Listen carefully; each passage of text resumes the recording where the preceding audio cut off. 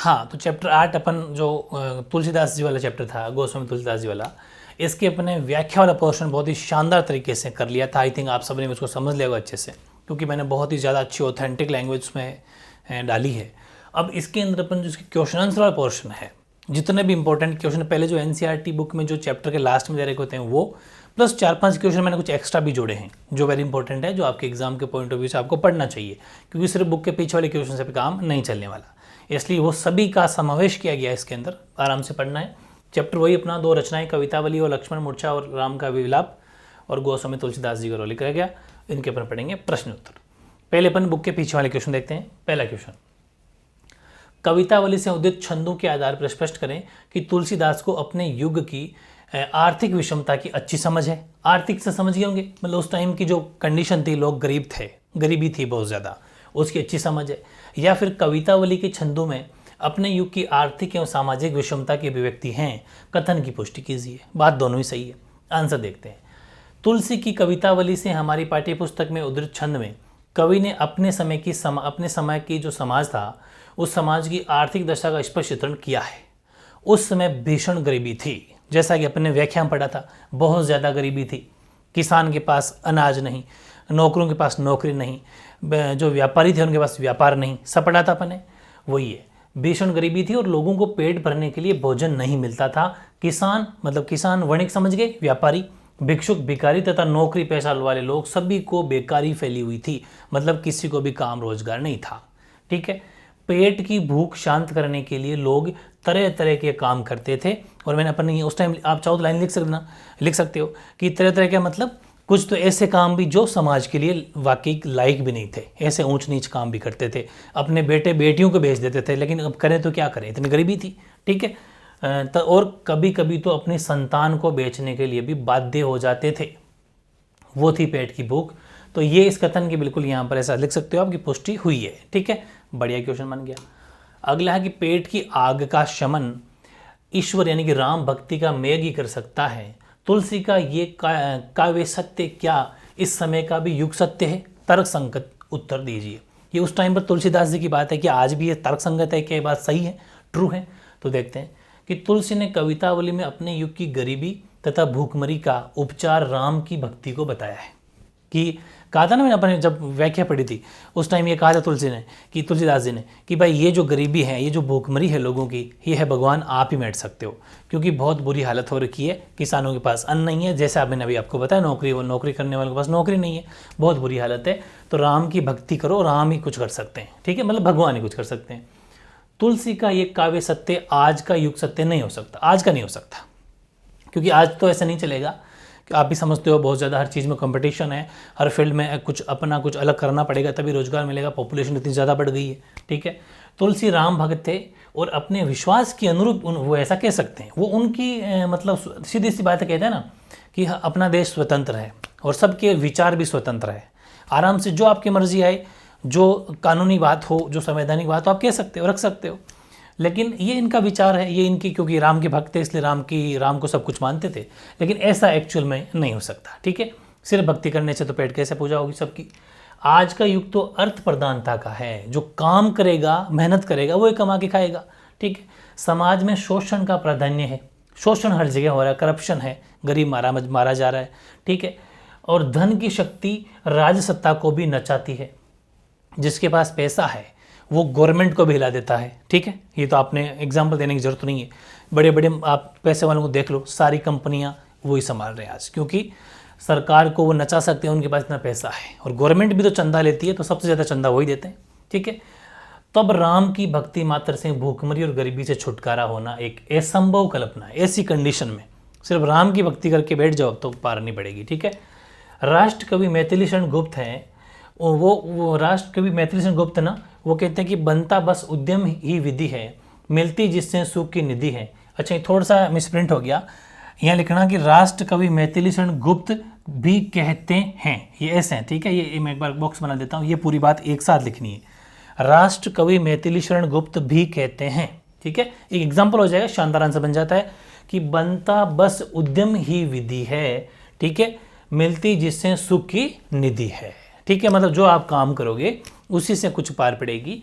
ऐसे कोई सुख की, यही एक सुख की निधि है। ठीक है, ऐसे तो पार नहीं पड़नी, काम करोगे, उद्यम करोगे तो आपका काम हो जाएगा।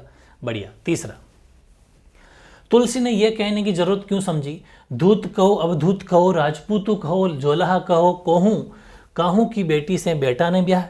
ठीक है, अपने व्याख्या पढ़ा कि मुझे जो मर्जी कहो, मेरे को कौन सा बेटी बेटे का ब्याह करना है, कि आप मेरी प्रशंसा करो, मेरा कुछ ना, मुझे तो कोई फर्क नहीं पड़ता, कुछ भी कहो।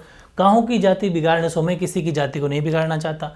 ठीक है, इस सवैया में काहू के बेटा सो बेटी ने ब्याह कहते तो सामाजिक अर्थ में क्या परिवर्तन आता। ठीक है, इसकी जगह ये कहते हैं कि काहू के बेटा सो बेटी ने ब्याह तो क्या फर्क पड़ता। देखते हैं कि तुलसी ने ये बात उन अहंकारी लोगों को टारगेट करके कही है, लक्ष्य करके कही है, जो जाति परिवार आदि के नाम पर उनका उपहास किया करते थे, मजाक उड़ाए, उपहास का मतलब मजाक उड़ाया करते थे। कोई उनको कुछ भी माने, उन्हें चिंता नहीं, उन्हें किसी की पुत्री से अपने पुत्र का विवाह तो करना है नहीं। भाई उनको टेंशन हो कि अपनी बेटी की शादी करूंगा तो अच्छा लड़का मिलेगा, अगर मेरे नाम बड़ा होगा तो, कि फलां की बेटी है या ऐसा, या फिर फलां का बेटा है। विवाह भी नहीं करना, जिससे ऊंची जाति वालों की जाति पर धब्बा लगे। ठीक है, यदि तुलसी काहू के बेटा सो बेटी ने ब्याह ऐसा कहते तो इससे एक स्वस्थ सामाजिक संकेत जाता, इससे बेटियों के स्वाभिमान की रक्षा होती। हाँ, थोड़ा सा ऐसा लगता है कि जैसे उन्होंने ये बात थोड़ी सी ऐसी कह दी, इसकी बजाय अगर वो ये कहते कि काहू के बेटा सो बेटी ने ब्याह ऐसा कहते तो एक स्वस्थ सामाजिक संदेश जाता। ठीक है, बेटे वालों को उनकी धन लोलुपता अहंकार का सही उत्तर मिल जाता। ठीक है, लेकिन यहाँ पर उन्होंने ऐसा कह दिया कि मैंने मतलब खुद एक ऐसा कह दिया कि पैसे वाले होंगे उन्हीं की बेटी मतलब अच्छा विवाह होगा, यहाँ पर थोड़ा उन्होंने व्यंग्य टाइप कर दिया। अगर ऐसा कहते तो ज़्यादा बढ़िया होता। ये चीज़ है, मतलब सामाजिक संदेश अच्छा जाता। फोर्थ, उसी से रिलेटेड ही है, दूत कहो वाले छंद में ऊपर से सरल और निरीह दिखाई पड़ने वाले तुलसी की भीतरी असलियत एक स्वाभिमानी भक्त हृदय की है। इससे आप कहाँ तक सहमत हैं, या फिर दूत कहाँ, ये वापस वो डॉट छंद के आधार पर तुलसीदास के भक्त हृदय की विशेषता पर टिप्पणी कीजिए। ये बातें तो आंसर हो जाएगा दूत कहाँ अवधूत कहो, दूत कहो अवधूत कहो, ये वही है, यहाँ पर कहो हो जाएगा। ठीक है, इस छंद को पढ़ने से पता चलता है कि तुलसी को अपने जीवन में लोगों की निंदा आलोचना का बहुत अधिक सामना करना पड़ा था। ठीक है, तभी तो कहते हैं कि हाँ मुझे दूत कहो अवधूत कहो जुलाहा का बेटा कहो राजपूत करके प्रशंसा करो, कुछ भी कहो, क्षत्रिय कहो, मेरे को कोई फर्क नहीं पड़ता। इसका मतलब साफ साफ जाहिर होता है कि इनको लोग कहते होंगे, ऐसे शब्दों का उन्होंने प्रयोग किया होगा, ऐसा सामना किया होगा। तो लोग तुलसी की जाति को लेकर भी उनकी निंदा करते थे। लोगों को धूर्त अवधूत राजपूत जुलाहा आदि कहकर उनकी खिल्ली उड़ाते थे। इन पंक्तियों द्वारा तुलसी ने इन अहंकारी, अच्छा देखो राजपूत वर्ड कहना तो एक अच्छा वर्ड है, राजपूत क्षत्रिय, ठीक है, वीर। तो यहाँ तो वो कहते भी थे ना कि मुझे चाहे आप राजपूत कहो क्षत्रिय कहो तो भी मैं मतलब खुश नहीं होऊंगा, मेरे को कोई फर्क नहीं पड़ता। ठीक है, आप कैसा भी कह लो, मेरी मजाक उड़ा लो, मैं तो राम भक्त हूँ, ऐसा कहते थे वो। ठीक है, तो ये चीज़ है। इन पंक्तियों द्वारा तुलसी ने इन अहंकारी और घटिया लोगों को चुनौती दी है। तुलसी ने स्वयं को दुनियादारी से मुक्त राम भक्त बताया है। ठीक है, ये पंक्तियां उनको एक स्वाभिमानी राम भक्त सिद्ध करती है। मैं उनके कथन से बिल्कुल सहमत हूं, इस चीज को स्वीकार करता हूं। अगला क्वेश्चन नंबर 6 मैंने इसलिए लिखा है, 5 नहीं लिखा क्योंकि 5 तो व्याख्या थी, लाइनें दे रखी है साफ साफ, आपको पता है व्याख्या थी, जो अपने व्याख्या वाली पहले इसके फर्स्ट वाले पार्ट में कर ली तो उसको करने की जरूरत नहीं अलग से, वहां पर आप अपन पढ़ चुके। छठा क्वेश्चन देखते हैं। भ्रातृशोक में हुई राम की दशा को कवि ने प्रभु की नर लीला को अपेक्षा सच्ची मानवीय अनुभूति के रूप में रचा है। क्या आप इससे सहमत हैं? तर्कपूर्ण उत्तर दीजिए। तो देखो कि लक्ष्मण के मूर्छित का मतलब लक्ष्मण थोड़े ऐसे रूखे से बैठे थे, उदास बैठे थे, तो मूर्छित होने पर और जीवन के लिए संकट का आभास पाकर राम व्यतीत हो उठते हैं। ठीक है, थोड़े ऐसे मतलब व्यतीत हो जाते हैं वो, और एक साधारण मनुष्य की तरह विलाप करने लगते हैं। अब जो राम तो बहुत बड़े व्यक्ति हैं, एक साधारण व्यक्ति जैसे रोता है वैसे रोने लग जाते हैं, विलाप करते हैं। और वह ये भी याद नहीं रखते कि वह एक साधारण मनुष्य नहीं है, परम ब्रह्मा है, परमेश्वर है।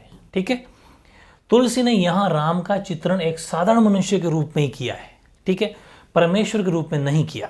ठीक है, वह भाई के संभावित चिरवियोग से पीड़ित एक सामान्य जन, मतलब ऐसा नॉर्मल इंसान ही तो है जो अपने भाई के लिए इतना करता है। ठीक है, वरना परम परमेश्वर अगर हैं वो तो सबके, उनके लिए तो सब समान है, उनकी नज़र में तो सब समान होनी चाहिए।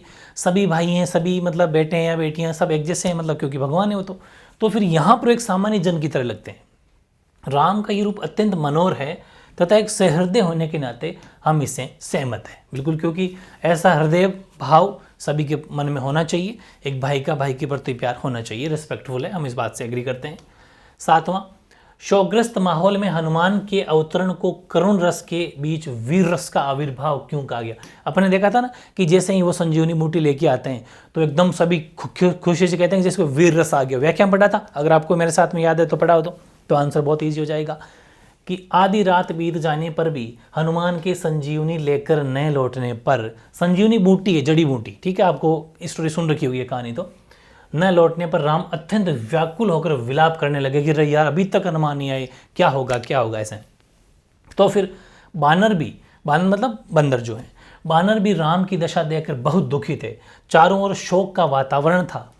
ऐसे समय हनुमान की बूटी लेकर आ जाने से सभी प्रसन्न हो गए, बहुत ज़्यादा खुश हुए और शोक के स्थान पर उत्साह और आशा का वातावरण छा गया। ऐसा लगा जैसे मतलब कहते हैं वीर रस। वीर रस का मतलब क्या होता है? जब वीरतापूर्ण बातें हो, दुख बिल्कुल कन्वर्ट हो जाए देशभक्ति में और खुशी का माहौल हो, वो जोश भरा। इसलिए कवि ने इस परिवर्तन को करुणा रस के बीच वीर रस का संचार होना कहा है। करुणा थी, सब एक दूसरे उदास बैठे थे, सॉफ्ट होते ना एक दूसरे दया भाव, लेकिन जैसे ही हनुमान जी लेके आए तो फिर सब वीर रस की तरह एकदम कहते हैं नए खून का संचार हो गया। ठीक है, वो चीज़ है। 8वां, जय हूँ अवध कवन मुँह लाई, नारी है तू प्रिय भाई गंवाई। पढ़ा था अपने व्याख्या में ना कि नारी के मतलब लोग कहेंगे कि तू अपने वाइफ के लिए, पत्नी के लिए अपने भाई को त्याग दिया, वो सब। बरू अब जिस सहतेऊ जगमाई, नारी हानि विशेष क्षति नहीं। कहा था ना कि पत्नी नारी हानि कोई विशेष हानि नहीं है, लेकिन सहोदर भाई वापस नहीं मिलता, सगा भाई वापस नहीं मिलता। भाई के शोक में डूबे राम के इस प्रलाप वचन में स्त्री के प्रति कैसा सामाजिक दृष्टिकोण संभावित है? बढ़िया क्वेश्चन है। देखो, राम के ये कथन उनके प्रलाप के अंतर्गत आते हैं। प्रलाप मतलब विलाप कर रहे होते हैं, रो रहे हैं उस टाइम पर, दुखी हैं। प्रलाप मतलब विलाप में व्यक्ति भावुकतावश कुछ भी कह देता है। उस टाइम पर ऐसा लगता है कि नहीं नहीं मुझे तो बस, वो कहते थे भावुकता, उस टाइम भावुक होता है, दुखी होता है, किसी अपने को ज़्यादा ही वो जब ऐसे प्रॉब्लम में देखता है तो कुछ भी कह देता है। उसका अपने मन और वाणी पर नियंत्रण उस टाइम पर नहीं रहता। उस टाइम पर ये नहीं सोच पाता इंसान कि मैं जो क्या बोल रहा हूँ समाज को क्या मैसेज आएगा, उस टाइम पर नहीं सोच पाता। इससे सिद्ध नहीं होता कि राम की दृष्टि में भाई के प्राणों का मूल्य पत्नी को गंवा देने से अधिक है। ऐसा भी नहीं है कि भाई कि नारी की वैल्यू नहीं करी, नारी का सम्मान नहीं करा और ऐसा कह दिया कि नारी तो फिर मिल सकती है लेकिन भाई नहीं, ऐसा नहीं है। लेकिन उस टाइम पर जो वो कुछ कहते हैं ना, वो भावात्मक बातें हैं, उस टाइम पर हमें ऐसा नहीं सोचना चाहिए। ये नारी के प्रति उनकी कुटिल भावना का परिचय बिल्कुल भी नहीं है, उनका नारी के प्रति सम्मान ही है। लेकिन ऐसा उस टाइम पर अपने भाई के लिए वो थोड़ा भावनात्मक में कह दिया। इस काव्य रस में राम का सामाजिक दृष्टिकोण नहीं खोजा जा सकता। इसमें हम ये नहीं कह सकते कि भाई राम जो सामाजिक दृष्टिकोण से क्या मैसेज आएगा, ऐसा हम कुछ इसमें नहीं कहेंगे, ऐसा नहीं हो सकता। थोड़ा सा अपने हमेशा पॉजिटिव लेके चलना है। देखो, ये स्टडी है, हमेशा आपको गलत नहीं घुसना है कि नहीं ऐसे कैसे कह दिया, ऐसा नहीं करना है। स्टडी करनी है अपन को, पॉजिटिव लेके चलना है। और जो अच्छे इंसान होते हैं वो कभी कभी कुछ कह भी देते हैं तो वो उनके दिल से नहीं कहते, वो कुछ फीलिंग्स, कुछ भावनाएं होती है, वो चीज़ें, क्योंकि उनके कर्म भी तो देखो काम कैसे हैं। ठीक है, एक छोटी मोटी से वो फर्क उससे नहीं पहचान होती। अब कुछ मैंने जो स्टार लगाया, इसका मतलब ये है कि ये सारे क्वेश्चन एक्स्ट्रा है, एनसीईआरटी वाले तो पूरे कंप्लीट हो गए। अब कुछ इंपॉर्टेंट क्वेश्चन मैंने लिए हैं आपके लिए। नंबरिंग आप अपने हिसाब से कर लेना, वैसे ही वो 8 नंबर 9 नंबर होगा, ठीक है, उससे कोई फर्क नहीं पड़ता। क्वेश्चन है, मांगी के खेबो मसीत को सोयो, मस्जिद पढ़ा था ना अपन ने, वो लेबे को एकू ने देबे को दो हूँ। इस स्वीकारोक्ति से तुलसी के जीवन के बारे में क्या पता चलता है? ठीक है, तो इस उक्ति में क्या, इस कथन में क्या पता चलता है कि तुलसी ने इस कथन में स्वीकार किया है कि वे भीख मांगकर भोजन करते हैं और मस्जिद में जाकर सो जाते हैं। ठीक है, उनका अपना कुछ भी नहीं है, भीख मांग के खाना खा लेंगे, जाके मस्जिद में सो जाएंगे, कोई पैसा कोई ज़रूरत नहीं किसी की चीज़ की। इससे पता चलता है कि तुलसी निर्धन है, मतलब गरीब है, तथा धन संपत्ति की लालसा से भी बिल्कुल मुक्त है। उनको कुछ नहीं चाहिए, कोई ऐसा कि पैसा कमाऊँ वगैरह कुछ भी नहीं, कुछ नहीं चाहिए, 2 टाइम की रोटी मिल जाती है मांग तांग के और सो जाते हैं। इस कथन से तुलसी का सर्वधर्म आदर भाव भी व्यक्त होता है। कैसे सभी धर्म के मस्जिद में जाके सोते हैं, हर किसी धर्म की रिस्पेक्ट है। ठीक है, मस्जिद में सोने से उन्हें एक एतराज़ भी नहीं है, ये नहीं सोचते कि भाई मस्जिद या फिर जैसे हिंदू धर्म के मंदिर ऐसे अलग अलग सिस्टम होते हैं, गुरुद्वारा सिखों के, हालांकि हर कोई जा सकता है, सबके लिए ओपन गेट है, लेकिन एक बात है, ठीक है, लेकिन ऐसा भी नहीं सोचते कि नहीं, बिल्कुल कोई एतराज़ नहीं है।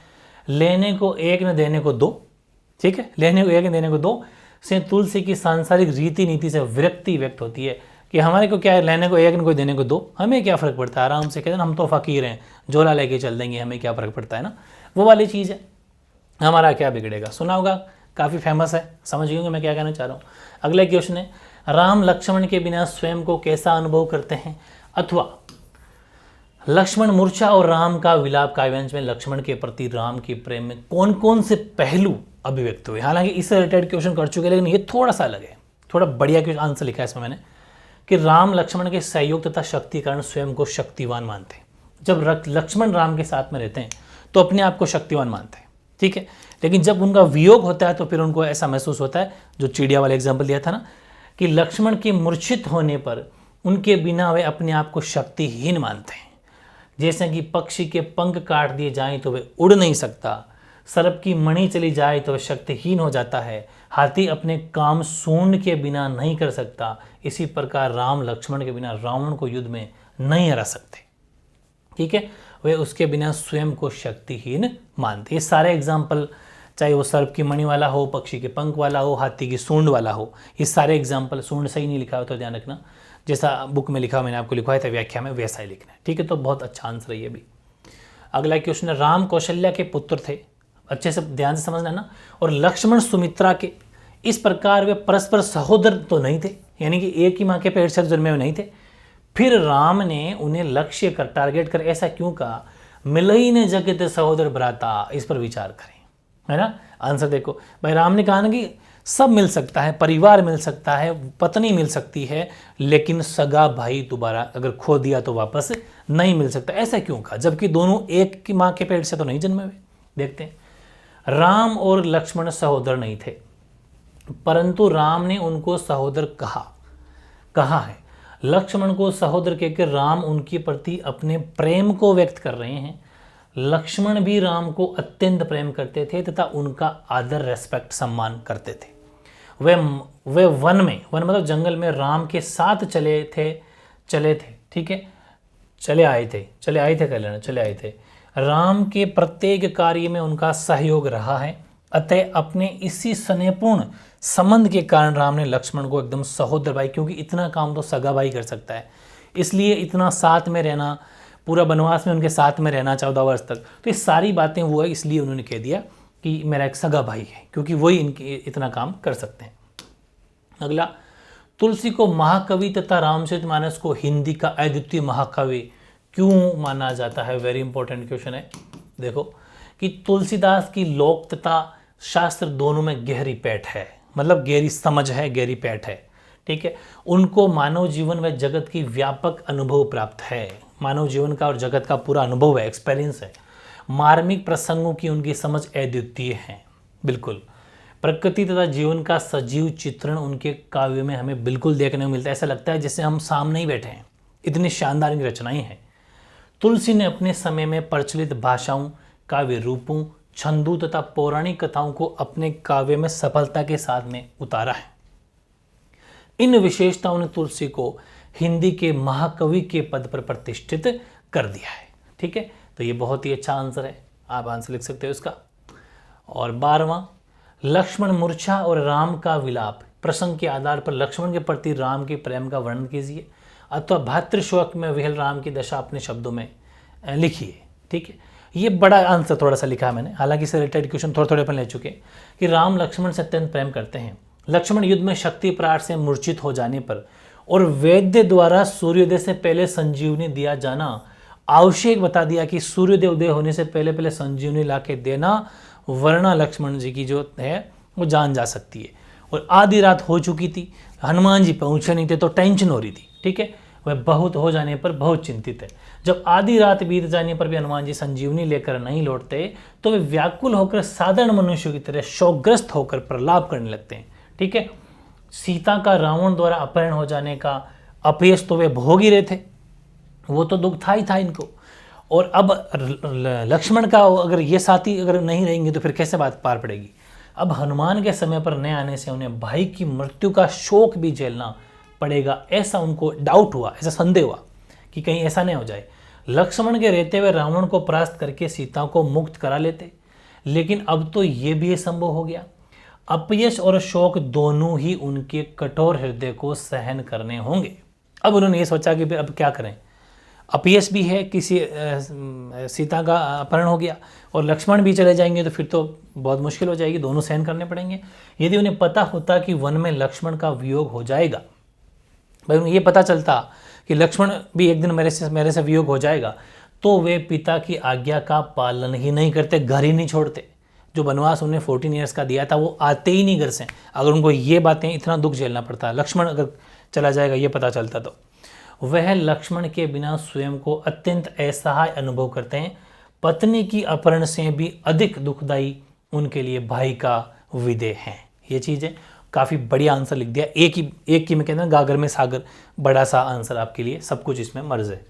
और आज का लास्ट क्वेश्चन, तुलसीदास को हिंदी का जातीय कवि कैसे कह सकते हैं? तो देखो, तुलसीदास इस अर्थ में हिंदी के जातीय कवि हैं कि वे अपने समय में हिंदी के क्षेत्र में प्रचलित सभी रचना शैलियों का प्रतिनिधित्व करते हैं। प्रतिनिधित्व का मतलब है उस टाइम पर इतने बड़े कोई कवि नहीं हुए, इतनी शानदार रचना इनकी है, रिप्रेजेंटेटिव करते हैं। जितने भी कवि हैं उन सब में टॉप पर हैं ये। उनमें भाव, विचार, काव्य रूप, छंद और काव्य भाषा की विकसित छवि दिखाई देती है। तुलसीदास जी ने अपने समय काव्य रचना के लिए प्रचलित दोनों भाषाओं, कौन सी, ब्रज और अवधी, उस टाइम पर यही भाषाएं चली थी, दोनों भाषाओं में इन्होंने लिटरेचर की जो है रचना करी है, साहित्य रचा है।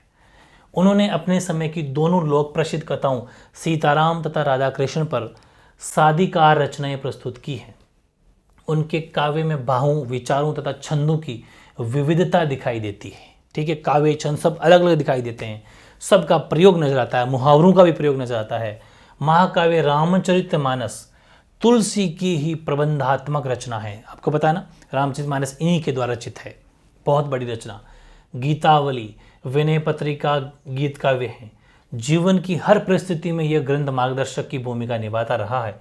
इसी कारण हम ये कह सकते हैं कि हिंदी का यूनिक यानी कि अद्वितीय, जिसका अभी तक कोई चैलेंज नहीं कर पाया और अभी तक ऐसा कोई और नहीं बन पाया हो, अद्वितीय महाकाव्य माना जाता है। इसीलिए कहा जाता है कि तुलसीदास को हिंदी का जातीय कवि हम कहने में कोई हर्ज नहीं है। ठीक है, तो ये चीज़ थी, बहुत ही शानदार। ऐसे चैप्टर आपको पढ़ने चाहिए। ठीक है, और यही चैप्टर आगे फ्यूचर में सिविल सर्विसेज में भी as it is writing practice में क्वेश्चन आते हैं, बहुत इंपॉर्टेंट है। आई थिंक आपको मज़ा आ रहा होगा, बड़े इंटरेस्ट के साथ में पढ़ना है। इस चैप्टर की अपन ने पहले व्याख्या पढ़ी, ज़बरदस्त तरीके से पढ़ी, उसके बाद में अपन ने इसके क्वेश्चन आंसर भी कर लिए। ओवरऑल ये चैप्टर अब अपना कंप्लीट हो गया। ठीक है।